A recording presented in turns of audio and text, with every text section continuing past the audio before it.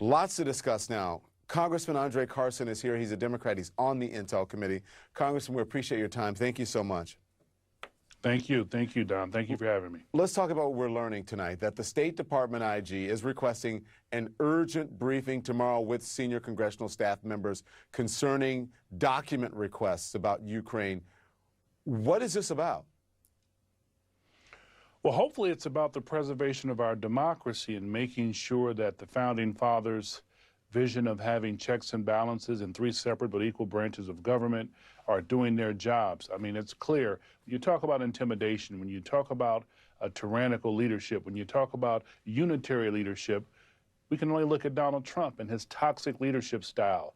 Not only has he been able to intimidate employees, but he attempts to intimidate members of the media, members of Congress, chairs of committee, and obviously whistleblowers who want to speak truth to power and to make sure that his presidency has a greater eye of scrutiny on him. Pompeo is stonewalling. He's refusing to comply. But two of the five officials Congress wants to depose, Kurt Volker, the former U.S. Special Envoy to Ukraine, and Maria Yovanovitch, the former U.S. Ambassador to Ukraine, what do you want to ask them? Well, I think there are a series of questions I'd like to ask them in terms of what they know. I'd like for us to get to the bottom of what they know, and perhaps maybe even some complicity as it relates to covering up this administration's tactics, intimidation tactics, blackmail tactics. And so what we want to do is make sure that the committee, very capable committee, very disciplined committee, led by Chairman Adam Schiff, and the other committees of jurisdiction, oversight and foreign affairs and judiciary, are involved in making sure that this process goes through very smoothly. Even though we're on recess, we have very trained and capable staffers, many of whom come from the intelligence community, others who are accomplished lawyers, and of course those of us who serve on the committee. We'll meet Friday. We can make sure that we're doing our due diligence by our constituents and by taxpayer dollars in making sure that we maintain the preservation of rule of law. Yeah, listen, I'm sure the folks at home, and my ears perked up when you said blackmail tactics. What do you mean by that? Well, I think anytime you have a president who, after Congress approves dollars to go toward Ukraine and other countries, who is using his executive authority to freeze those funds unless a leader, a newly elected leader, does what he wants them to do, that's a form of blackmail.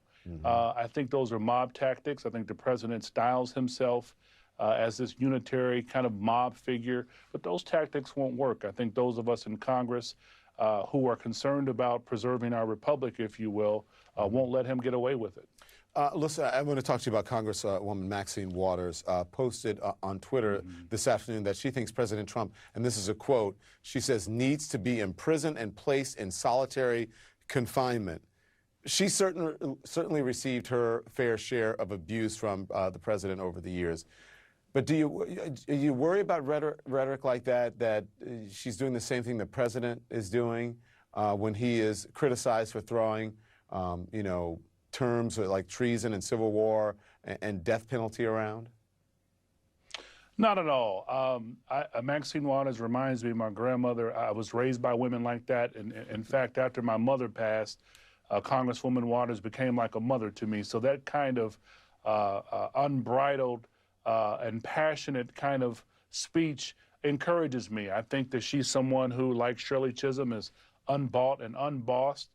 She's unafraid to speak truth to power, and she knows what she's talking about. So stylistically, we all have different styles, but I dearly love that woman, and I'll follow her anywhere.